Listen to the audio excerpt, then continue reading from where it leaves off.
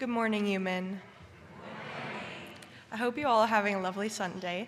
My name is Sasha Grainbill, and I'm the Worship Associate for today. On behalf of Reverend Dave Dunn, Director of Religious Exploration Lexi T. Brown, Music Director Alex Peach, who is currently off today, our guest musician Meredith McCaskey, the dedicated technical team that is making today's live stream possible, the greeters, and my fellow worship associates, I would like to welcome you to Unitarian Universalist Metro Atlanta North Congregation, which we lovingly call UUMAN. UUMAN is a liberal faith community with the vision to nurture our spirit, strive for justice, and transform the world. No matter who you are, who you love, or where you are on your spiritual journey, you are welcome here. I'd also like to welcome all of those joining us remotely. Second, for any visitors who are here for the first time, if you're comfortable doing so, would you please stand, introduce yourself, tell us your name, where you're from, so that we can get to know you better. Are there any first-time visitors on my right?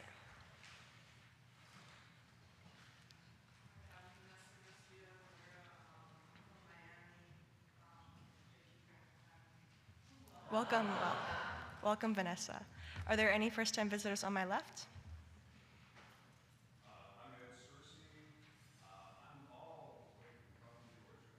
Yeah.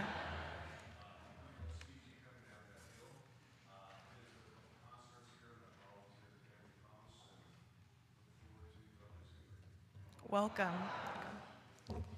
Our new another visitor? Hi.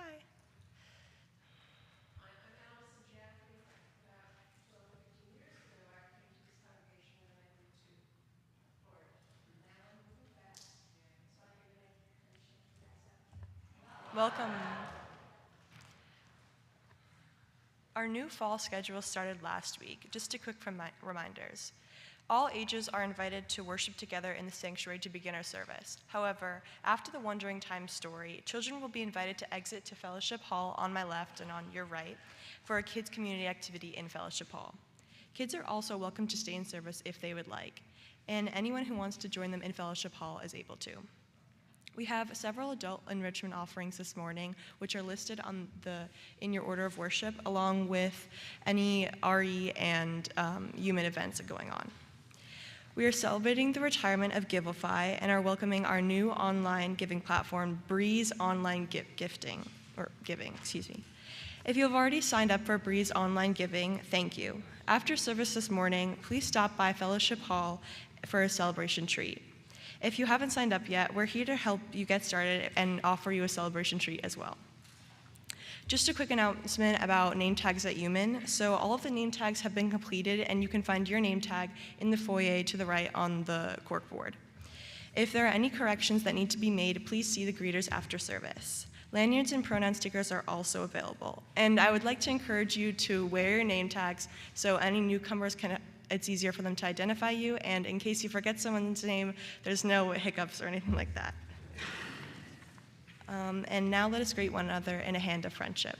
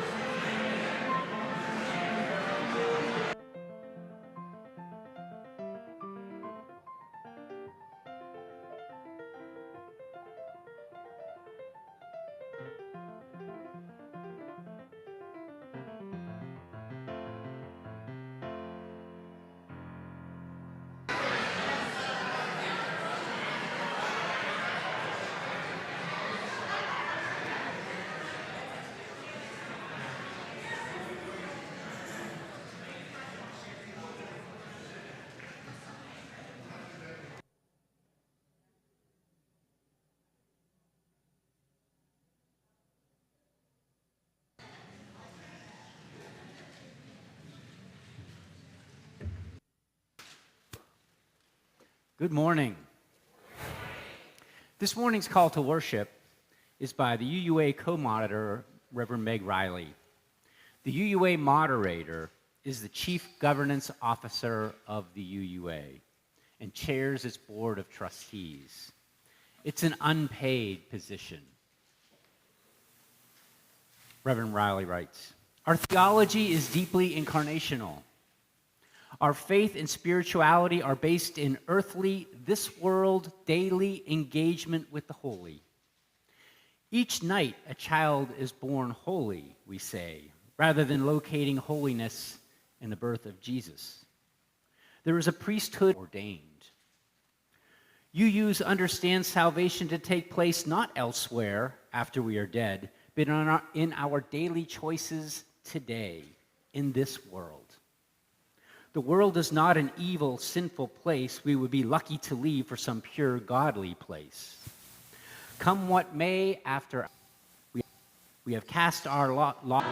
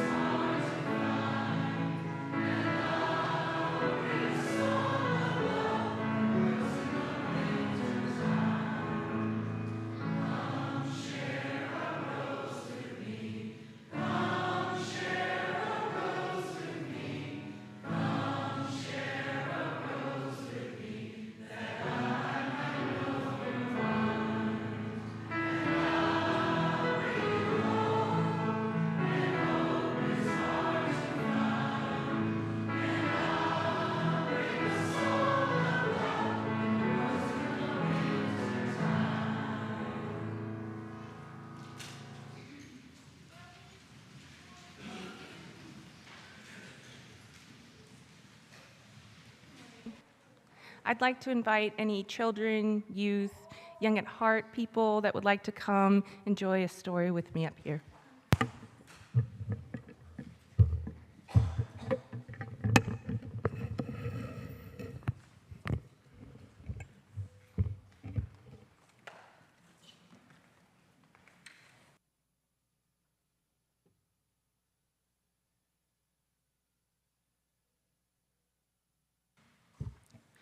This story is Desmond Gets Free by Matthew Meyer.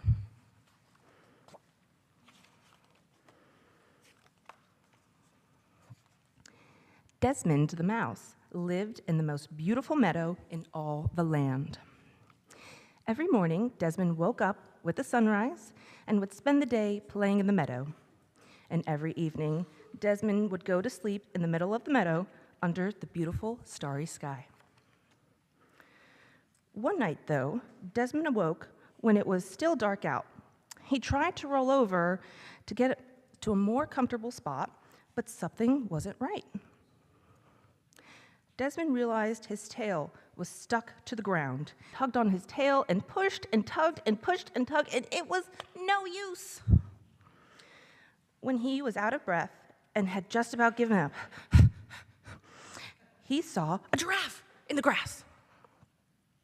Seen any giraffes? Good news, he thought. Oh, giraffe, Desmond said. Could you please push on the boulder a few inches in the other direction so that I can go free? The giraffe looked at Desmond and laughed, the way giraffes do. How do giraffes laugh? Silly mouse, said the giraffe. That's no boulder. That's an elephant. that's fallen asleep in the middle of the meadow just there on top of your tail. Well, if you could just wake up the elephant and ask him to roll over a few inches in the other direction, I can go free. Well, replied the giraffe, you know what they say about letting sleeping elephants lie? I find it's best not to get involved in other animals' business.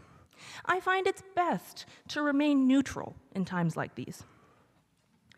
And Desmond quietly responded, well, I do not appreciate your neutrality. The giraffe wandered off, and Desmond tried to call out to the elephant to wake him up. But those giant elephant ears were so far away on the other side of that giant elephant body.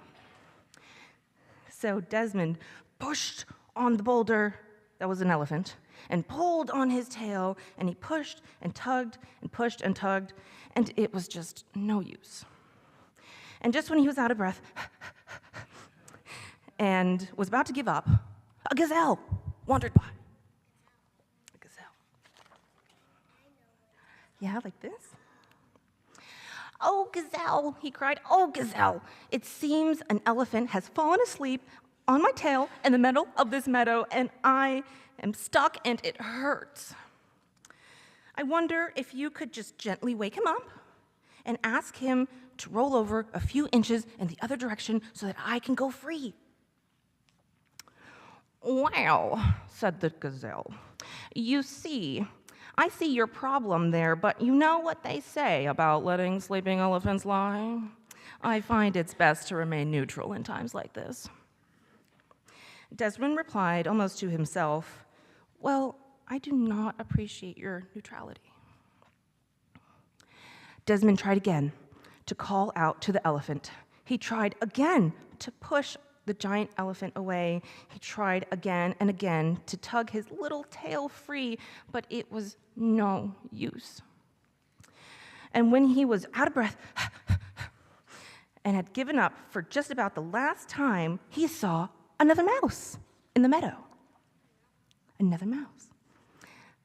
My name is Nelson. Nelson, this giant elephant has fallen asleep on top of my tail in the middle of this meadow, and it hurts, and if you could just ask him to move over a few inches in the other direction, I could go free. Nelson, of course, said Nelson. Nelson ran all the way to the other side of the giant elephant's body, and he called up to those giant elephant ears at the top of that giant elephant head, but the elephant didn't budge. The elephant had heard Nelson's small voice from far away when he was too comfortable to move. Nelson ran back to Desmond, a little out of breath, and said, I have an idea. Don't move. I won't, muttered Desmond. A little while later, though, Nelson emerged through the tall grass, and he wasn't alone. Nelson had found 3 other mouse friends to help, and each of those 3 mouse friends had another 3 mouse friends. The whole group of them ran over to the giant elephant head to talk to the giant elephant ear. One mouse scrambled onto the shoulders of another, and that mouse scrambled onto the shoulders of another mouse. And then, one after another, they climbed up until the whole group of them had formed a long louse ladder. Ooh, what does that look like? Here. That's funny. At last, Nelson had climbed up onto the shoulders of his mouse friends, one on top of the other, until he was all the way up next to the giant elephant ear, and he was standing next to the giant elephant head. Excuse me, he called out right into that ear. It seems that you've fallen asleep on my friend's tail in the middle of this meadow, and I wonder if you would just roll over a few inches in the other direction so that he could go free. The elephant made a giant low grumph. I'm comfortable just where I am. So Nelson asked more of his mouse friends to climb up, and one by one helped each other onto the side of the elephant's head. And one by one, they called out into the giant elephant ear on top of that giant elephant head. And again, the elephant made a giant low grumph. I'm comfortable just where I am. Go away. Then Nelson had an idea. He whispered to the mouse next to him, and then all at once they yelled together, "Excuse me! You've fallen asleep on our friend's tail in the middle of this meadow. Roll over just a few inches in the other direction so that he can go free." This time, all those tiny voices together, right next to the elephant's ear, were too loud to ignore. I was comfortable where I was, but I'll move over if you just agree to stop making such a racket. And then the elephant rolled over just a few inches in the other direction, and all of the mice helped each other down, and Desmond was free.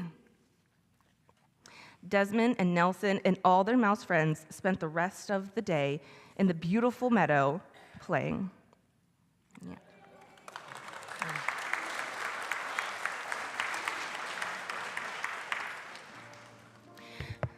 And so we'll sing our children out to Kid Community. We don't have the lyrics for that. That's fine.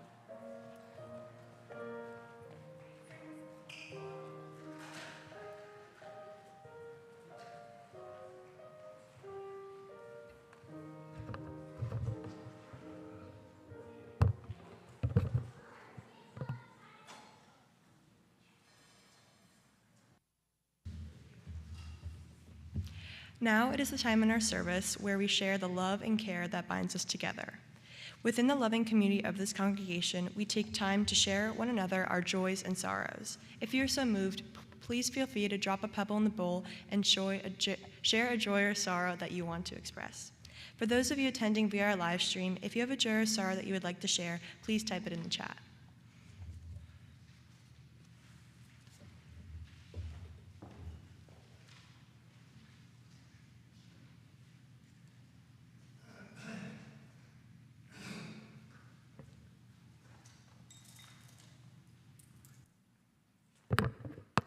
Hello, my name is Elizabeth Rohan. I'm a member of this congregation, and I'm dropping candles also on behalf of Stephen Shanahan, my husband. He just dropped Rafaela off to go back to school in Boston, and in a few days we will be taking Joel up to Delaware for school.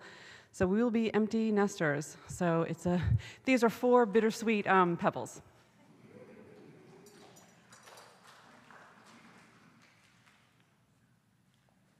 I'm John Wheeler. My father was a decorated World War II pilot. He flew the hump into China. And then he came back to Oklahoma and became the first licensed psychologist in Oklahoma. So he was very well achieved. But the best thing he ever did was be my father. He was a wonderful, wonderful parent. And he would have been 100 years old today.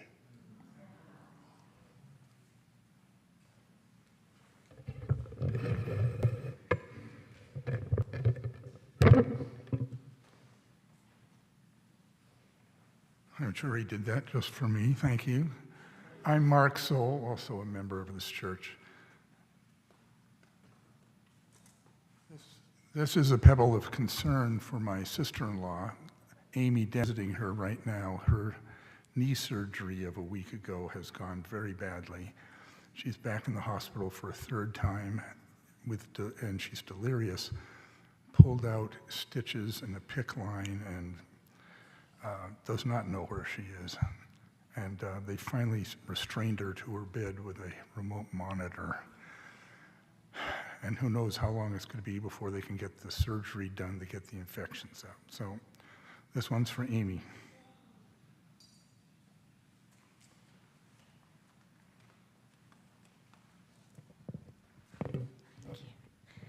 So my concern is for our community.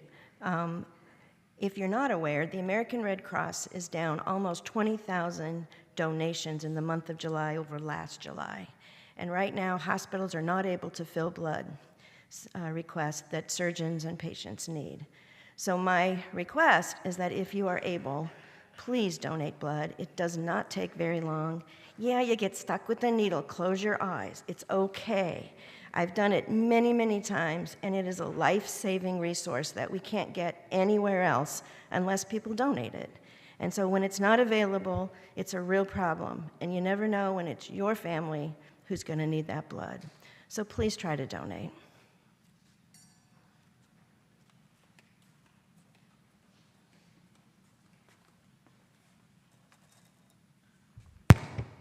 Hi, I'm Donna Melcher, and I'm a member of this congregation. This is a pebble of joy, and I just wanted to say how beautiful it was to see all of you welcoming in the new playscape last week. If you haven't had a chance to go over and see it, I think you'll find it very beautiful. So thanks to everybody who helped us get to here, and thanks to all the folks that are going to help us get to the end of the project. Joy.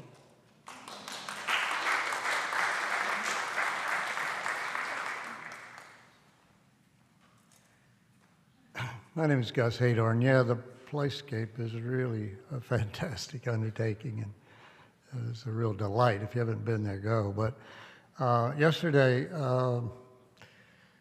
Venezuelans gathered to protest the travesty of an election denied. Jennifer was there. She spent time, she grew up in Venezuela. So there's trouble in many places and a preview of what can happen anywhere. So to all those people that are fighting repression.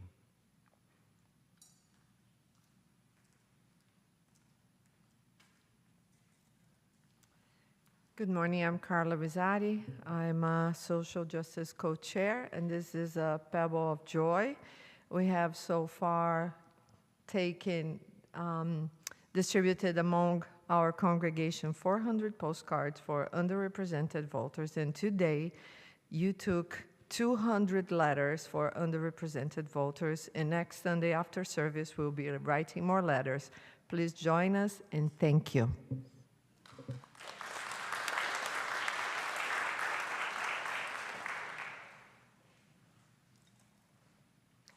And now I'll drop one final pebble for all those joys and sorrows still too tender to escape the folds of our hearts. Let us keep one another in our thoughts for the coming week.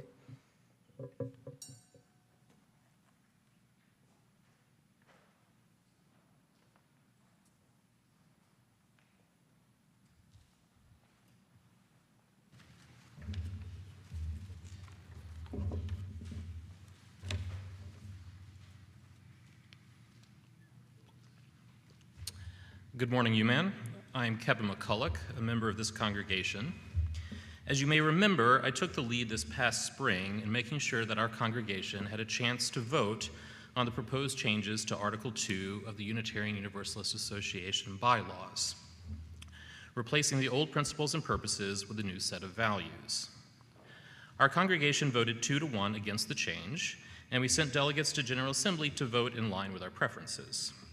Nevertheless, the Article 2 proposal passed. I won't repeat my criticism of the new language, but I want to offer some observations about how it was adopted. 80.2% of the delegates voted to adopt this new language.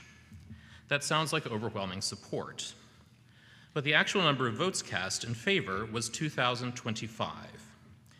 There are 130,265 pledging members of Unitarian Universalist congregations across the country. So the delegates who voted for this change are about 1.6% of all UUs. How representative is this group? It's hard to know for sure, but a poll of delegates taken during General Assembly gives some context. When asked how they came to be delegates, 67% said they volunteered. Only 24% were appointed, like our delegates were, and only 9% said they were elected by their congregation.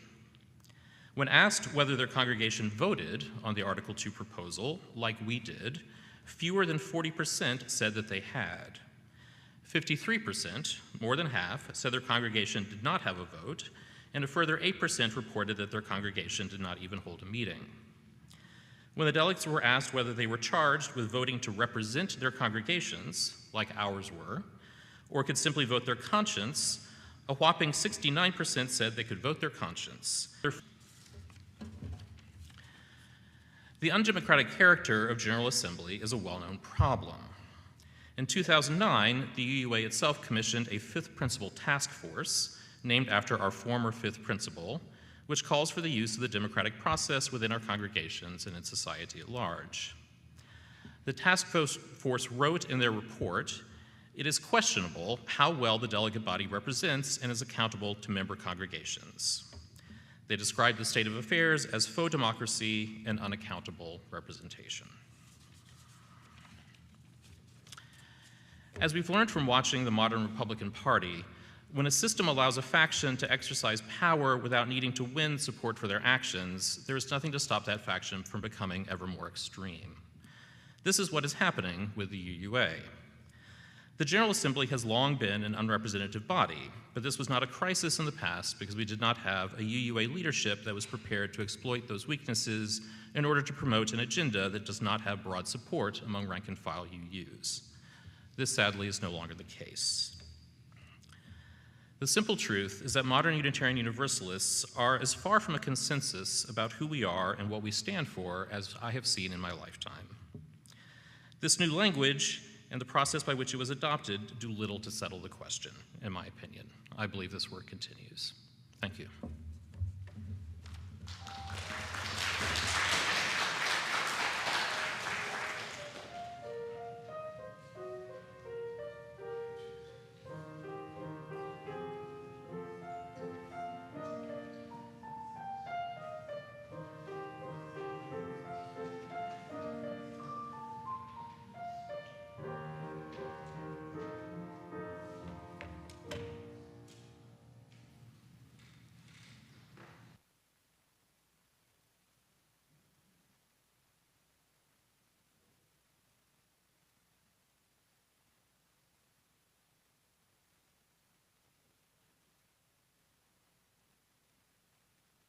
Thank you for your patience. Over the past year and a half, maybe 2 years, I have done 4 sermons on these changes that are happening in UUA. It has been, I don't want to talk about it anymore. I really don't. But I feel like I have to talk about it this one final time after the vote that took place in June. Unitarian Universalists, Unitarian Universalism is a living tradition. That's what our hymnal says. It's singing the living tradition. There's no fixed tradition. There's no fixed UUism. We can't point to one point in time and say that is Unitarian Universalism. Over the course of history, Unitarian Universalists have woven new strands of different theologies and different philosophies all into the fabric of this living tradition. Since our beginnings as a Christian denomination, we've woven in transcendentalism, humanism, paganism, Buddhism, liberation theology, religious naturalism, just to name a few. A living tradition has the breath of life. It grows, it changes, it transforms. It's so refreshing to be in a denomination where you have that kind of freedom. It has been life-changing, life-saving. We are empowered to define our own theologies in a way that makes sense for us. We are empowered to redefine and take back words that have been taken from us by others. And we have Unitarian Universalists who call themselves Christian on their own terms, not the terms of a bunch of guys back in the year 325. They call themselves Christians. The word salvation means something different to them. Theism can mean a different word for Unitarian Universalists. Most UUs, as Reverend Meg Riley said in our call to worship this morning, most UUs think that this is an imperfect place, this world, but it's not inherently evil and sinful. And most UUs believe that people are not inherently evil. They don't have any original sin. Most UUs believe that we have inherent worth and dignity. And we don't need to be reborn. We were born just fine the first time. Thank you very much.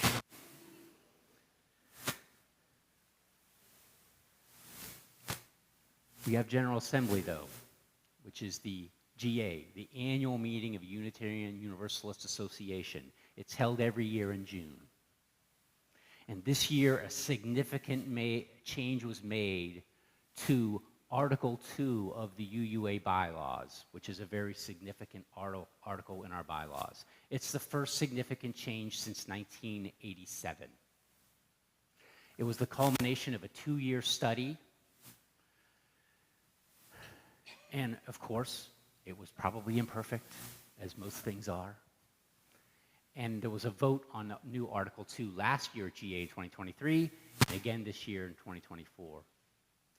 As Kevin said, it passed with the 80% of the vote, 2,000 votes for, 499 against, 21 abstentions. During GA, 4 amendments were nominated to change them in some way. Only one of them passed, but it was really a minor tweak to one of the definitions of one of the values. But the most significant changes in Article 2 had to do with a replacement of our principles, which include the principles section of the bylaws, which also included our sources, with a values and covenant section, and then they added a new section called inspirations. So instead of Article 2 being rooted in a set of 7 shared principles, it's now rooted in a set of 6 shared values, with love, a 7th value, at the center. In the new version, most but not all of the 7 principles are referenced explicitly or implicitly to be in alignment with those values. But I'll talk about that in a minute. So there has been some tweaks. So Sasha and I are going to read this section of the UUA bylaws. Here's the new values and covenant section. As Unitarian Universalists, we covenant congregation to congregation and through our association to support and assist one another in our ministries. We draw from our heritages of freedom, reason, hope, and courage, building on the foundation of love. Love is the power that holds us together and is at the center of our shared values. We are accountable to one another for doing the work of living our shared values through the spiritual discipline of love. Inseparable from one another, these shared values are shared Unitarian Universalist values. Interdependence. We honor the interdependent web of all existence. With reverence for the great web of life and with humility, we acknowledge our place in it. We covenant to protect Earth and all beings from exploitation.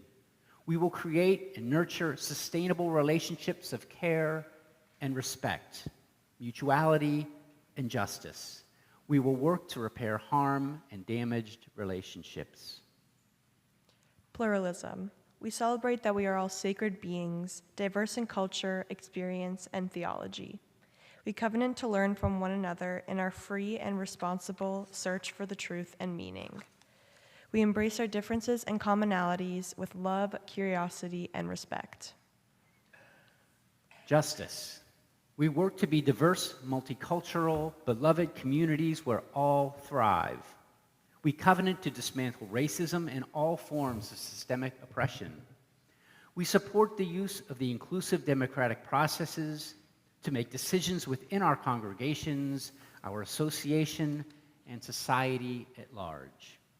Transformation. We adapt to the changing world. We covenant to collectively transform and grow spiritually and ethically. Openness to change is fundamental to our Unitarian and Universalist heritages, never complete and never perfect. Generosity. We cultivate a spirit of gratitude and hope. We covenant to freely and compassionately share our faith, presence, and resources. Our generosity connects us to one another in relationships of interdependence and mutuality. Equity. We declare that every person is inherently worthy and has the right to flourish with dignity, love, and compassion. We covenant to use our time, wisdom, attention, and money to build and sustain fully accessible and inclusive communities. Although the initial thought, those are the values. Although the initial thought was to expand our 6 sources to include other sources, Buddhism, Islam, possibly others, probably others. Instead, the sources section was replaced with the following inspirations section. I'll read that. Direct experiences of transcending mystery and wonder are the primary sources of our Unitarian Universalist inspiration. These experiences open our hearts, renew our spirits, transform our lives. We draw upon and are inspired by sacred, secular, scientific understandings that help us make meaning and live into these values. These sources ground us and sustain us in ordinary, difficult, joyous times. We respect the histories, contexts, and cultures in which these sources were created and are currently practiced. Grateful for the experiences that move us, aware of the religious ancestries we inherit, and enlivened by the diversity which enriches our faith, we are called to ever deeper expand our wisdom. So that's the bulk of what was changed. Some other things were changed, but that's the bulk of it. This is the essence of Article 2, and I know that many people, including many of you, are not that thrilled about it. As I said earlier, Unitarian Universalism can be a life-saving faith. Maybe you came from a religious tradition where you were told that because you refused to believe such and such, some specific doctrine, or you loved somebody, they told you you were forbidden to love, that you burn in hell. And then you walk through the door of a Unitarian Universalist congregation, and you read our uplifting first principle, the inherent worth and dignity of every person, and a weight was lifted. You felt saved. Or maybe you belonged to a religious denomination that believed in Genesis 1:28 that says, "Fill the earth and subdue it. Rule the fish of the sea, and the birds in the sky, and every creature that moves on the ground." And when you read that, you felt a sense of shame. Disconnectedness with the natural world, the beautiful natural world that you loved and have no intentions of subduing. But later, you walked through the doors of a Unitarian Universalist congregation and read our seventh principle, respect for the interdependent web of all existence, of which we are a part. And you felt a sense of connectedness and hope. For such people in such circumstances, and it could be you, the principles were life-saving. And for them to be taken away could be heartbreaking and possibly devastating, like a life raft ripped away. And even though the principles are articulated as best they can in the new format, it's not the same. It's not the same. And yet, at the same time, we are the same. We are still Unitarian Universalists. We are still members of this congregation. You might love the principles, and some of you might love the new values and all that stuff. But I have to tell you, those things are notes on a page. They are not the music that we can make together. They're the notes on the page. We are still members of UUMAN. We're members of that congregation that has a mission and a vision in the world. We're members of that congregation that shows up and supports one another in difficult times. We're still members of that congregation that has a very quirky sound system. We're still members of that congregation where we don't know where the money's going to come from sometimes. We're still members of that congregation when it rains too hard, some of us feel a lot of anxiety. Can I get an amen? Can I get an amen on that? We're still members of that congregation where you'd be confounded to find out how the lights get turned on in this place. Over there, behind the chair. Can I keep going on? We're still members of that congregation where no one knows how to lock and unlock those doors. We're still members of that congregation where you show up on a Sunday morning and there's a lot of coffee cups and dirty dishes in the sink. Yes. We're still members of that congregation where our name tags get lost. Despite the changes, we are still that congregation. And I am so glad to be here with you, and I'm glad you're here as well.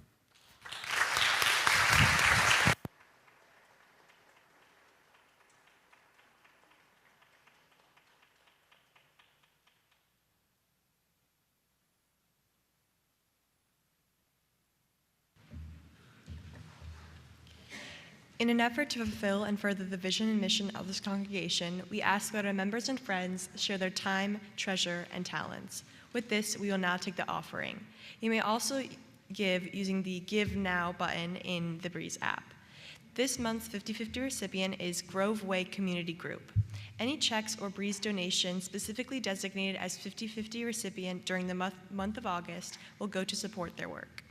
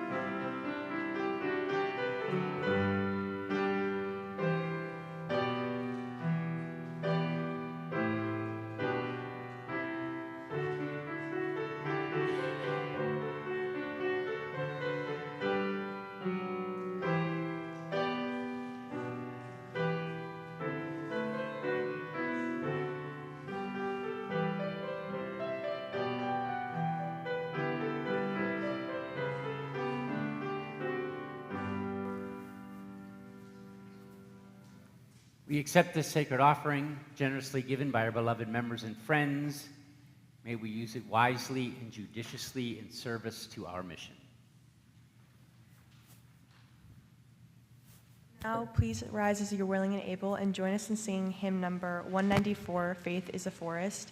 Meredith will play through it once, and then we will all join in.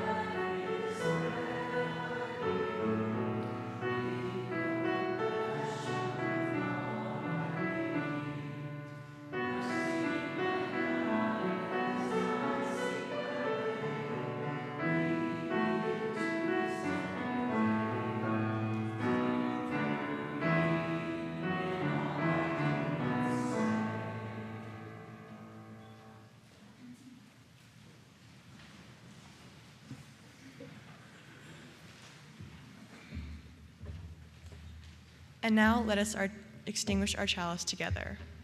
We extinguish this flame, but not the light of truth, the warmth of community, or the fire of commitment. These we carry in our hearts until we are together again.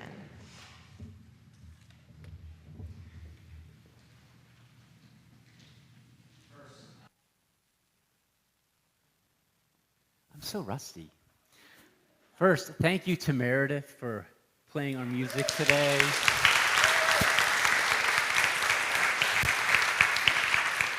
It's such a treat. It's such a treat. And second, I'd offer a special thank you to Kevin McCullough in the back, working in the back. Kevin has helped us, this congregation, discuss, navigate, and deal with these Article 2 issues in a democratic way and in a covenantal way. And that's quite an accomplishment for such a difficult topic as this. And discussions could have easily gone off the rails and probably have in many congregations. Kevin is a lifelong UU who cares deeply about this faith. And I deeply respect that, Kevin. Thank you.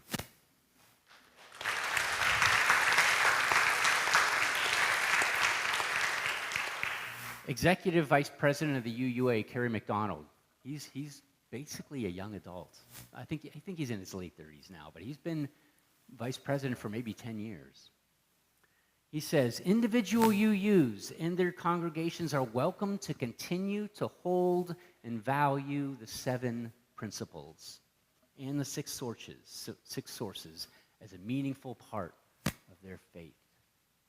That was in UU World, and that's reassuring to read that for many of you. As the 19th century Universalist minister Hosea Ballou said, we, all of us, we need not think alike to love alike. Go in peace and enjoy your week.